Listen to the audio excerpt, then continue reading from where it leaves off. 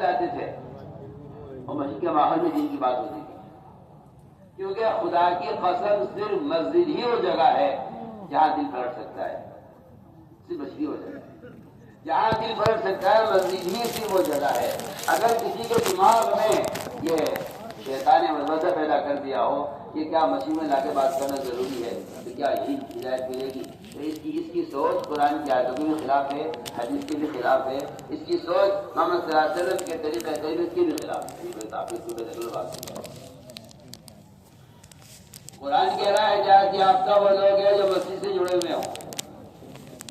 آپ صلی اللہ علیہ وسلم کہہ رہے مسجد کے ماحول سے بڑھ کر، عمل مسجد سے بڑھ کر کوئی ذریعہ دلوں کو نرم کرنے والا نہیں ہے۔ فقیر نے کہا نماز نہیں پڑھیں گے، روزہ نہیں رکھیں گے، زکوٰۃ نہیں دیں گے، جہاد نہیں کریں گے، بتوں کو نہیں چھوڑیں گے، جو آج کے مسلمان کا حال ہے۔ قومیت کا اسلام مسلمان قوم بن کر رہنا چاہتا ہے، نہ نماز، نہ روزہ، نہ حج، نہ زکوٰۃ۔ کہ دینی معلومات سے دین بدلنے کی اصطلاح پیدا نہیں ہوتی۔ یہ جو نشریات ہو رہی ہیں یہ معلومات کی نشریات ہیں، اس سے خدا کی قسم اس سے آدمی عمل والا بن جائے ناممکن بات ہے، ناممکن بات ہے۔ اور وہ بھی شیطانی راستے ہیں، گندے موبائلوں سے اور فلموں کے ذریعے دین کی اشاعت، گناہ کے راستے سے آدمی کہیں ہدایت پہ آتا ہے، گناہ کے راستے آدمی گمراہ ہوتا ہے۔ گناہ کے راستے گمراہی کے راستے ہیں، تم گناہ کے راستے سے اس علم کو گناہ کے راستے سے اس علم کو جبریل آسمان سے لے کر آئے ہوں اور ہم صلی اللہ علیہ وسلم سے معانقہ کر کے انہیں بھیج کر ان کے اندر علم کو داخل کیا ہو، آج آپ شیطانوں کے ساتھ رہ کر اور شیطانی آلات کے ذریعے سے علم حاصل کرنے کو سمجھتے ہیں کہ اس طرح پیدا ہوگی۔ ایسا بیوقوف اناڑی آدمی کون ہو سکتا ہے بتا؟ ایسا بیوقوف کون ہو سکتا ہے جو محمد صلی اللہ علیہ وسلم کے طریقوں سے ہٹ کر باطل اور حرام راستوں سے علم حاصل کرنا چاہے اور حرام راستوں کے ذریعے چاہے کہ ہدایت مل جائے دنیا میں؟ اس کے لیے تو فرشتوں کے ساتھ رہنا ہوگا علم حاصل کرنے کے لیے، اور اس کی جگہ صرف مسجد ہے۔ میں اس لیے کہنا چاہتا ہوں کہ ایک دن سے بڑے واقعات ہیں ایسے صحابہ کے۔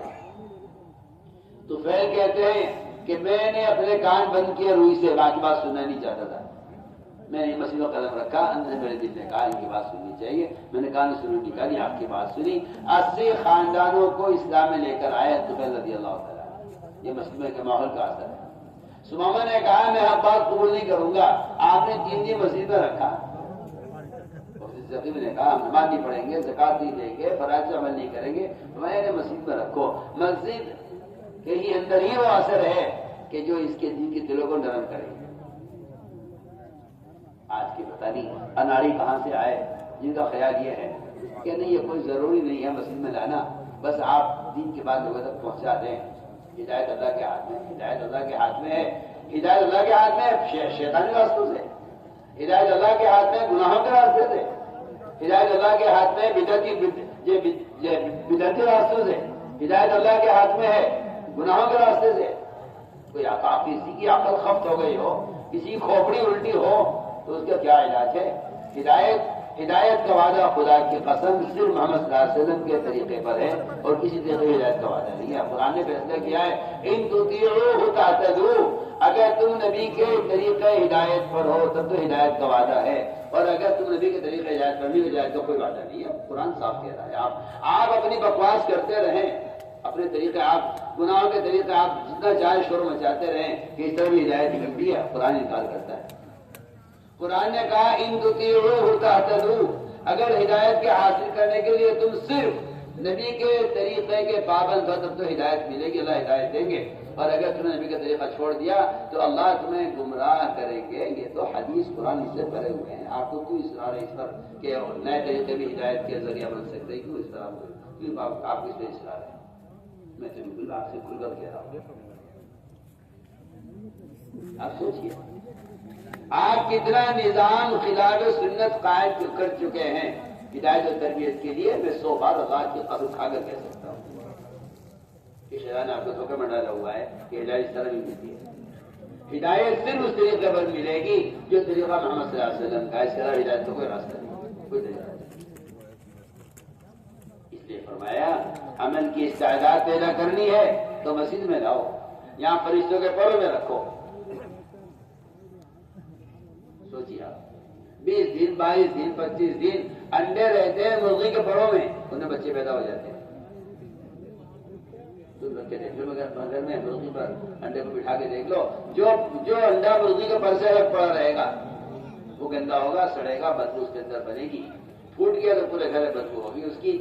یہ بدبو اس کی ہے کہ مرغی کے پر سے الگ رہا ہے۔ میں کہتا ہوں جو لوگ مسجدوں کے ماحول سے دور رہتے ہیں، فرشتوں کے پروں سے الگ رہتے ہیں، ان میں غیبت کی گندگی، سود کی گندگی، جھوٹ کی گندگی، زنا کی گندگی، شراب کی گندگی، چوری کی گندگی، ان کے اندر وہ بیماریاں پیدا ہوں گی جن کی بدبو ساری دنیا میں پھیلے گی۔ آپ سمجھتے ہیں دینی معلومات سے دین قائم ہوا ہے؟ ایسی حماقت کی سوچ۔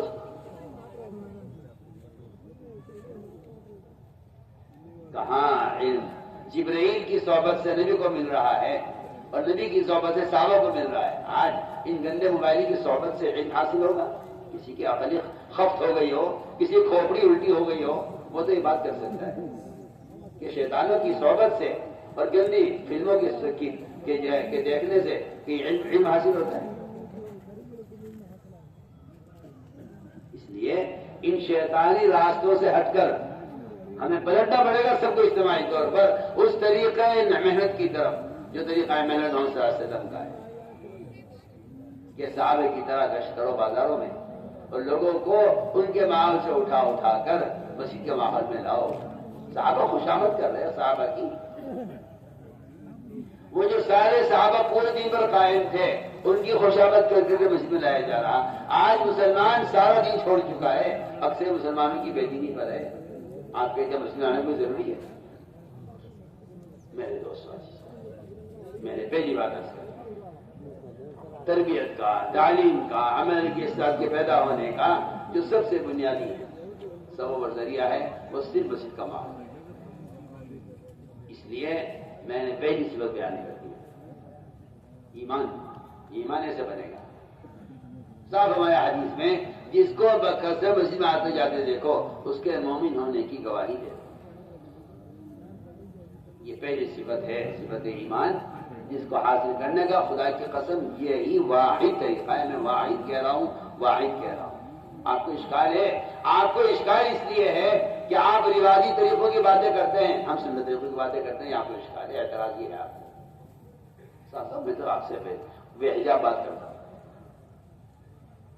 آپ کو شیطانی طریقے اچھے لگتے ہیں سنت کے مقابلے میں، اور ہمیں سنت طریقے اچھے لگتے ہیں تمہارے شیطانی طریقوں کے مقابلے میں۔ سوچو، کان کھول کر سنو، سوچو، غور کرو، کان کھول کر سنو۔ آپ کو نیا طریقہ تعلیم، نیا طریقہ تربیت نہیں آئے، نہ اس میں ہدایت ہے، نہ اس میں تربیت ہے، نہ اس میں عمل کی اصلاح پیدا ہوتی ہے، کچھ نہیں ہوتا۔ اتنا دین نشر ہو رہا ہے، اتنا ارتداد، گاؤں کے گاؤں مرتد ہو رہے ہیں۔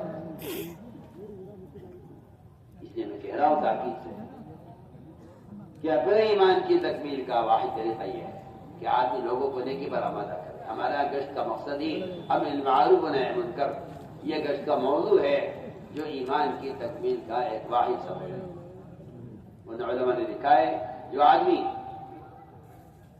نماز اتنی پڑھے کہ اس کی پیشانی سیاہ ہو جائے، روزے اتنے رکھے مسلسل رمضان کے علاوہ پورے سال کہ اس کے اور خوش پڑ جائے، اور زکات پر ادا کر دو۔ علماء نے لکھا ہے کہ ایمان کا کمال صرف یہ نہیں ہے، اور ایمان کی علامت صرف یہ نہیں ہے کہ آپ بڑے دیندار ہیں، بڑے تاجر گزار ہیں اور بڑی تلاوت کرنے والے ہیں۔ ایمان کا کمال یہ ہے اور ایمان کی علامت یہ بھی ہے کہ آپ لوگوں کو نیکی پر آمادہ کرتے ہیں یا نہیں، اور لوگوں کو گناہ سمجھانے کی کوشش کرتے ہیں یا نہیں۔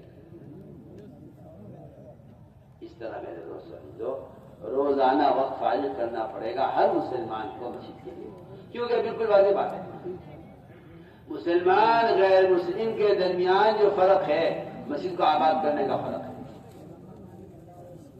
کیونکہ آج کے لوگ یہ سمجھتے ہیں کہ مسجد کی آبادی تبلیغ جماعت کا کام ہے، حالانکہ مسجد کی آبادی ہر مومن کا کام ہے، مسجد کو آباد کرنا ہر مومن کا کام ہے۔ قرآن نے صاف کہا انما یعمر المساجد من آمن باللہ ما کان المشرکین یعمرون مساجد اللہ، مشرکین مسجد کو آباد نہیں کریں گے، سارے ایمان والے مسجد کو آباد کریں گے۔ یہ 100% ایمان والوں کے ذمہ ہے جو مسجدوں کا آباد کریں. اس طرح ہمیں خود مسجد والا بننا ہوگا اور ہر فرد کو دعوت دے کر مسجد سے جوڑنا ہوگا. دوسری بات یہ ہے کہ ایمان کے بعد سب سے اونچا درجہ نماز کا ہے. ایمان بالغیب اور اسلام اقامت الصلاۃ الذین یؤمنون بالغیب ویقیمون الصلاۃ. بالکل قرآن کیا آگے بتا رہی ہے ایمان نماز دونوں کو ساتھ جوڑا ہے کہ جو ایمان لائیں گے وہ نماز قائم کریں گے. میرے دوستوں عزیزو ہمارے جشن کا موضوع ہے یہ ایک مسلمان سے اس وقت کی نماز ادا کروانے کی کوشش کرنا یہ جشن کا موضوع ہے. آ جاؤ بھائی نماز کے لیے آئے. ایک آدمی دکان میں بیٹھا ہوا ہے نماز کا نمازی ہے نماز کے لیے جا رہا ہے. اس کے ذمہ لازم ہے واجب ہے میں کہہ رہا واجب ہے کہ اپنے پڑوسی دکان والے کا بھی ہاتھ پکڑ لیں آ جاؤ بھائی نماز کے لیے چلتے. اگر آپ کا خیال یہ ہے کہ اسے پڑھنی ہوگی تو پڑھ لے گا تو آپ گناہ گار ہوں گے. آپ سے لو کان کھول کے اگر آپ کا پڑوسی نماز نہیں پڑھتا تو گناہ اس کو نہیں ملے گا صرف گناہ آپ کو بھی ملے گا. سننے میں کیا بول رہا آپ کا دکاندار پڑوسی آپ کا گھر کا پڑوسی آپ کی گلی کا پڑوسی اگر آپ تو نماز پڑھتے پابندی سے آپ کا پڑوسی نماز نہیں پڑھتا تو آپ یہ مت سمجھنا گناہ اسے ملے گا وہ نماز نہیں پڑھتا گناہ آپ کو ملے گا. اور آج یہ مت سمجھنا کہ اگر اللہ کا عذاب آئے گا تو بے نمازی پر آئے گا. نمازی پر بھی عذاب آئے گا. نماز پڑھنے والا پر بھی عذاب آئے گا. کیوں؟ ہماری کیا غلطی ہے؟ ہم تو پڑھتے تھے کہ تم نماز تو پڑھتے تھے لیکن تم دوسروں کا نماز پر آمادہ نہیں کرتے تھے. اگر میں کہتا ہوں پورا گاؤں یہ طے کر لیں لیکن مجھے نماز خود پڑھنی اسے پڑھوائیے ٹھیک ہے. میری نجات صرف نماز پڑھنے میں نہیں ہے. میں تو آپ سے بالکل قرآن حدیث روشنی بات کر رہا ہوں. میری نجات صرف نماز پڑھنے میں نہیں ہے میری نجات دوسروں کو نماز پڑھوانے میں بھی ہے. اس بات کو مسلمان نے ایسا بلایا کہ یہ بیچارہ اب یہاں سے رکھا ہے علماء نے کوئی آدمی اگر اپنی اصلاح کی فکر میں لگا ہوا ہے صرف تو ایمان کامل نہیں ہوگا. علماء سے کہہ رہا ہوں جو آدمی صرف اپنی ذات کی اصلاح میں لگا ہوا ہے اپنی ذات کی اصلاح کی کوشش سے ایمان کامل نہیں ہوگا. کوئی ولی ہو کوئی بہت بڑا متقی ہو کوئی بہت بڑا بزرگ ہو جو اپنی نفس کی اصلاح میں لگا ہوا ہے اسے کسی سے کوئی مطلب نہیں. جی میری نماز میرا روزہ میری تلاوت میرا ذکر میرا حج میرے اعمال میرا ذکر میری تصویر میری تہجد مجھے اپنی چیزوں کا مطلب نہیں ہے. فرمایا کہ اگر یہ اپنی نفس کی اصلاح میں لگا ہوا ہے تو ایمان کامل نہیں ہوگا. سنو میں کیا کہہ رہا ہے میری بات سمجھ رہے کتنا بڑا کوئی بزرگ ہو کتنا بڑا کوئی ولی ہو اگر وہ اپنے نفس کی اصلاح میں لگا ہوا ہے ایمان کامل نہیں ہوگا. یہ میں کوئی خیالی باتیں نہیں کر رہا یا یہ کوئی میرا اپنا خیال نہیں ہے. بالکل اسی طرح ترجمان السنہ میں لکھا ہے وانا بدر عالم شمس والے نے. آپ کوئی پڑھے اس کو علماء سے کہہ رہا پڑھیے. اپنی کمالت عملیہ اپنی ذات سے کمالت علمیہ دونوں لکھا ہے. جو چاہے کمال حاصل کر لے لیکن اس کا ایمان کامل نہیں ہوگا جب تک کہ دوسروں کو دعوت نہیں دے. فرمایا تمام نفوس کی اصلاح پر موقوف ہے اس کے ایمان کا کمال.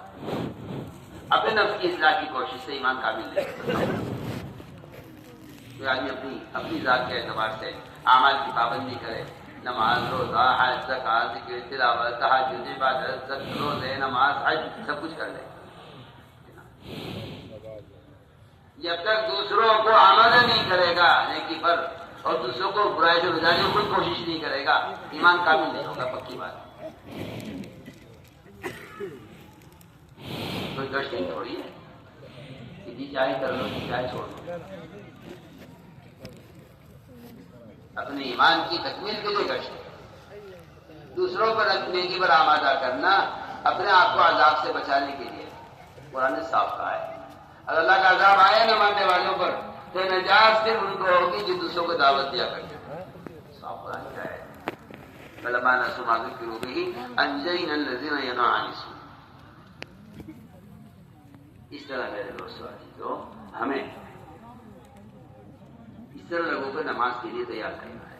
اور ظاہر بات ہے کہ جو آدمی صبح مسجد لائے گا وہ تو نماز چھوڑے گا نہیں، یہ تو ناممکن بات ہے، اور سمجھ میں آنے والی بات ہی نہیں ہے کہ کوئی آدمی کسی پر نماز کے لیے پکڑ کے لا رہا ہو، خود نماز نہ پڑھے، ایسا تو نہیں ہوتا۔ ایک آدمی اگر کھانا کھانے بیٹھ رہا ہے اور وہ کسی سے کوئی دیا دیتا ہے آگے تم میرے ساتھ کھانا کھا لو، تو کیا ایسا ہو سکتا ہے کہ یہ خود نہ کھا نہیں کھلا دے؟ شریف ہوتا ہے تو بہت آسان مثال دے رہا ہوں، کتنی آسان مثال ہے۔ آپ کسی کو اپنے ساتھ کھانے میں شریک کرنا چاہیں تو ظاہر بات ہے آپ بھی کھائیں گے، وہ بھی کھائے گا۔ آپ کسی کو اپنے ساتھ کھانے پہ پکڑ کے لائے ہیں، یہ تھوڑی لے کر آئے کہ وہ کھائے گا آپ نہ کھائیں۔ تو جب ایک آدمی کسی کو کھانے کی دعوت دے کر خود شریک ہوتا ہے تو جو آدمی کسی کو نماز کے لے کر آئے گا کیا اس بات کا امکان ہے کہ وہ خود نماز نہ پڑھے؟ ہو سکتا ہے ناممکن بات کہ لوگوں کو نماز پر آمادہ کرنا ہے۔ اس بات کو ٹھان لو تم رواج والو کہ ہمارے رواجوں کے بے نمازی نہیں رہے گا۔ ایک قاضی بیٹا سوچتا رہتا ہے دکان پہ، یہ گاہک میرے آ جاتا، یہ گاہک بھی یہاں آ جاتا، یہ والا گاہک بھی آ جاتا، ہاں یہ سامنے سے گزر گیا ہے، یہ میری دکان میں کیوں نہیں آیا؟ اجی بھائی صاحب آ جاؤ، ہاتھ پکڑ پکڑ کے کھینچ کھینچ کے لا رہے دکان میں۔ تم جا کے دیکھو مین روڈ پر ان کے ہوٹلوں کے ایجنٹ کھڑے ہوئے ہوں گے سڑک پر اپنی جان خطرے میں، ہائی وے گاڑی چل رہی ہے، وہاں کھڑے ہو کے ہاتھ دیتے ہیں 20 روپے کھڑے ہو کے کہ ہوٹل میں کھانا کھاتے جاؤ۔ شراب کے اڈے لگے ہوئے ہیں، ان کے ایجنٹ کھڑے ہوئے ہیں سڑکوں پر، شراب کی دعوت دے رہے ہیں۔ یہ کام مسلمان کر رہا ہے، یہ کام مسلمان کر رہا ہے، کام کی بات کر رہا ہوں۔ اس لیے میرے دوستوں دوسروں کو نماز پر آمادہ کرو، خود اپنی ذات سے نماز میں کمال پیدا کرو۔ جو نماز قبول نہیں ہوتی وہ نماز قبول نہیں ہوتی جو جلدی جلدی پڑھی جاتی ہے۔ ہمارے جلسوں میں نمازیں ہوتی ہیں نماز سکھلانے کے لیے، اپنی مسجدوں میں ایسی اطمینان سے نماز پڑھیں۔ اگر رکوع سجدہ قومہ قاعدہ جلسہ اطمینان سے نہیں ہو رہا تو یہ نماز منہ دے کے مانی جائے گی، گندے کپڑے کی شکل میں۔ جو نماز کامل نہیں ہوتی وہ نماز نمازی کے لیے بد دعا کرتی ہے۔ دکان نہیں چل رہی، کھیت جڑ گیا، سیلاب آ گیا، پیداوار میں کیڑا لگ گیا، دکان خرابی ہو گئی، کسی نے دکان میں جھوٹا مقدمہ ڈال دیا، اجی میں تو مظلوم ہوں، میری تو کوئی غلطی نہیں ہے۔ اچھا تو نے تو نماز کو برباد کیا، اب نماز کی بد دعا لگے تجھے؟ نماز کی بد دعا لگتی ہے دکان کو، یہ نماز کو ضائع کرتا ہے دکان کے لیے، اللہ دکان کو ضائع کرتے ہیں نماز کی وجہ سے۔ ہو یہ رہا ہے، یہ بیچارہ یہ کہتا رہتا ہے جی کسی نے جادو کرا رکھا ہے۔ کیا جادو، کیا سحر؟ ہم تو اس کو مانتے ہی نہیں، ہم تو صاف بات یہ کہتے ہیں کہ تو نے اپنے عمل کو بگاڑ کر نماز کی بد دعائیں تو لے رہا ہے، جس طرح مظلوم کی بد دعا لگتی ہے، یتیم کو ستانے والے کی جو بربادی ہوتی ہے وہ یتیم کی بد دعا سے ہوتی ہے۔ تو فرمائیں اسی طرح نماز مظلوم ہو جاتی ہے اور نماز کو یہ بگاڑتا ہے دکان کے لیے، نماز بد دعا کرتی ہے، اے اللہ تو اس کی دکان کو برباد کر دے، اس نے کارخانے کی نماز ضائع کیا، اس کے کارخانے کو برباد کر دے، اس نے اپنے کھیت کے تیار کے لیے نماز ضائع کی، اس کی کھیت کو اجاڑ دے۔ نماز بد دعا کرتی ہے نمازی کے لیے، اس لیے ہمیں چاہیے کہ لمبی لمبی نمازیں پڑھنے کی مشق کیا کرو۔ جس کی نماز میں کمال ہوگا دین میں کمال ہوگا۔ من اقام فقد اقام الدین، جو نماز کو درست کرے گا دین کو درست کرے گا، جو نماز کو قائم کرے گا وہ دین کو قائم کرے گا۔ اپنے گناہوں کا اظہار نماز میں تلاش کیا کرو، مجھ سے کون سا گناہ ہوا، یہ جو گناہ ہوا ہے نماز میں غلطی ہوئی ہے، مجھ سے کوئی نام سستی ہو رہی ہے۔ جو نماز چھوڑ دیتا ہے اس کا اسلام میں حصہ ختم ہو جاتا ہے، جو نماز چھوڑ دے اس کے اسلام میں کوئی حصہ نہیں ہے۔ بتائیے تو صحیح، جس کے اسلام میں کوئی حصہ نہیں وہ اللہ سے کیا لے لے گا؟ دعائیں مانگتا رہے، لوگوں کو سے دعائیں کراتا رہے، جس آدمی کا کمپنی میں کوئی حصہ نہیں ہے کیا کمپنی سے کچھ ملے گا؟ کوئی شیئر نہیں تو کوئی حصہ نہیں کمپنی میں، کیا ملے گا اسے کمپنی سے؟ کچھ کہ کمپنی سے ملے گا اس کا کمپنی میں حصہ ہے، اس کا اسلام میں تو کوئی حصہ ہے نہیں. تو بزرگ دعا کر دے، اللہ والا دعا کر دے، کوئی مجھے نقص بنا دے، کوئی مجھے تعویذ دے دے، اس پر پڑے رہتے ہیں، لگے رہتے ہیں. وہاں تو پتہ کٹ چکا نماز چھوڑنے کی وجہ سے مسلمان ہی نہیں، آدمی نماز چھوڑ دے. جو آدمی نماز چھوڑ دے وہ مسلمان ہی نہیں رہا. تو پھر آپ بتائیے تو صحیح، پھر آپ اللہ سے کیا لے لیں گے آپ؟ اس لیے میں نے عرض کیا کہ پورا مجمع اس کا فیصلہ کرے. شرم آتی ہے اٹھانے سے کہتے ہیں نہیں چھوڑیں گے. نماز پڑھنے کا حکم تو کافر کو دیا جاتا تھا اللہ کے رسول کے زمانے میں. بڑھیا جگہ جگہ آپ کو ملے گا. کفار یہ کہتے تھے کہ محمد صلی اللہ علیہ وسلم ہمیں نماز کا حکم دیتے ہیں. ابو سفیان نے کہا تھا بادشاہ سے، کہا یامرون بالصلاۃ، کہ آپ ہمیں نماز کا حکم دیتے ہیں. مسلمان سے کہ نماز پڑھیں گے، مسلمان نماز چھوڑ دیں.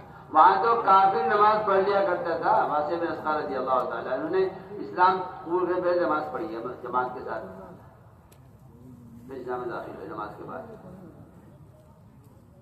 اس لیے میں نے عرض کیا کہ اپنی نمازوں میں کمال پیدا کرو. تہجد کا، اشراق کا، چاش کا، اوابین کا. جماعت میں نکلنے کی غرض یہی ہے.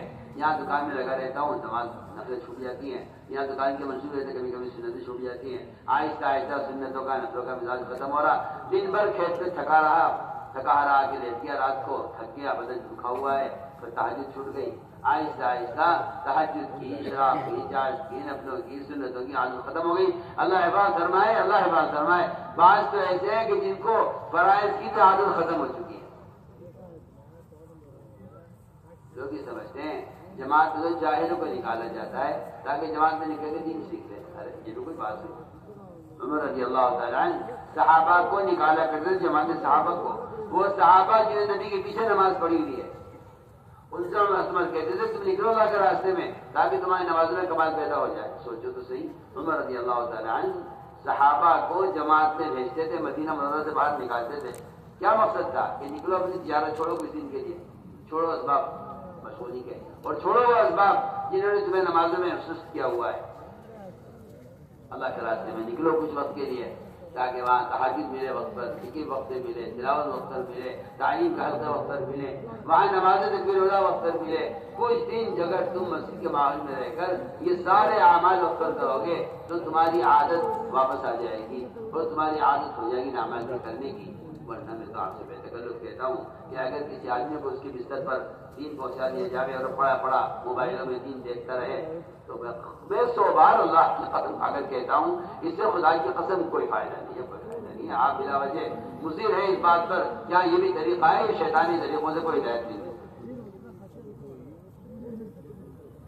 تاکہ عمل کے ماحول میں رہنے سے آدمی عمل والا بنتا ہے. شیطانوں کے ساتھ رہے گا، شیطان تو بن گیا، وہ تو آگے ہی سمجھ میں بات. فرشتوں کے ساتھ رہنے سے عمل کی اصلاح پیدا ہو جائے یہ تک دماغ میں آتی نہیں ہے. کیونکہ صرف مسجد کا ماحول ہے جس میں فرشتوں کی صحبت ملے گی.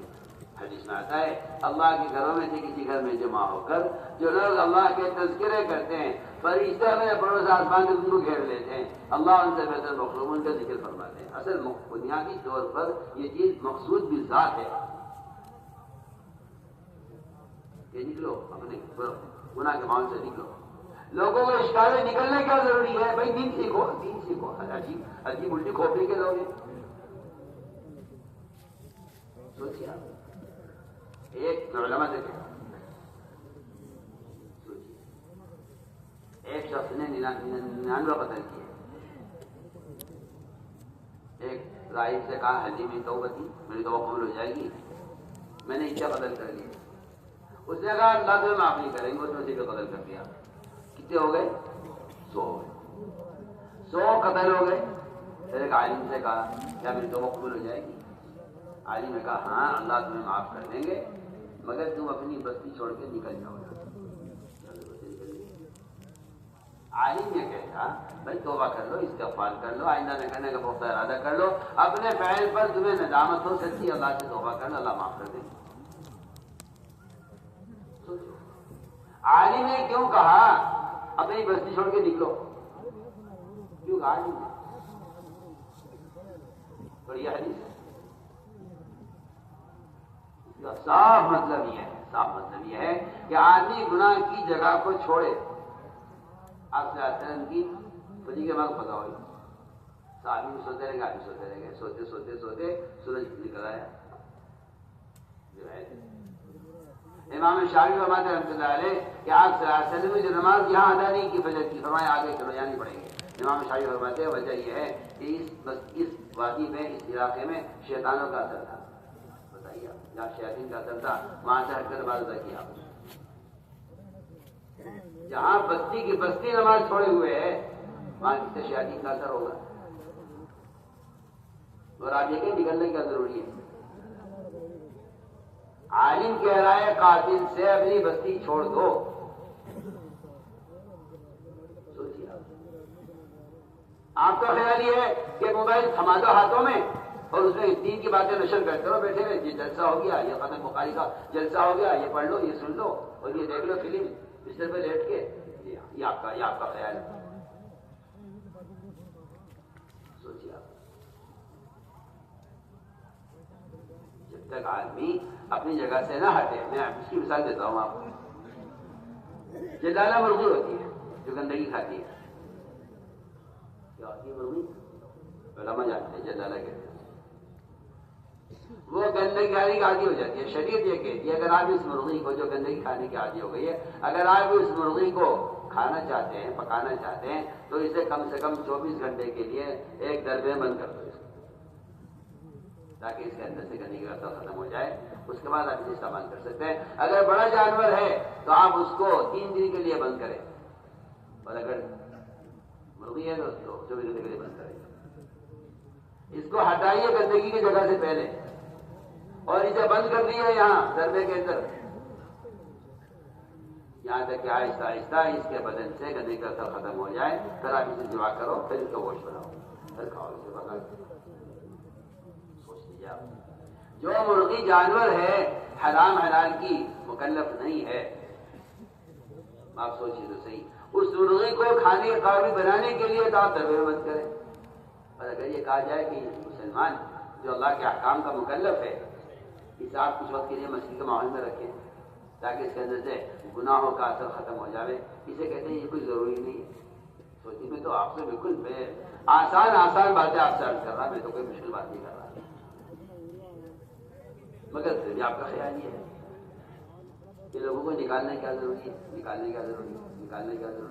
جو جہاں پڑھا وہاں پڑھا رہے اور آپ اپنے موبائلوں سے دین کے پیغام پہنچاتے رہے. جی ہاں, تو آپ سے بالکل بے فکر لوگ. اصل مسئلہ یہ ہے کہ امت گناہوں کی عادی ہو گئی ہے. اس عادت کو چھڑوانے کے لیے اللہ عباد فرمائے جو لوگ شراب کے عادی ہو جاتے ہیں ان کو اسپتالوں میں رکھا جاتا ہے قید کر کے, تاکہ ایک عرصے تک یہ شراب نہ پیئیں. ان کے بدن میں جو شراب کے اثرات ایسے داخل ہو چکے ہیں کہ وہ مجبور کرتے ہیں شراب پینے پر. ان کی عادت کو چھڑوانے کے لیے اس کو بند کر کے رکھا جانا چاہیے.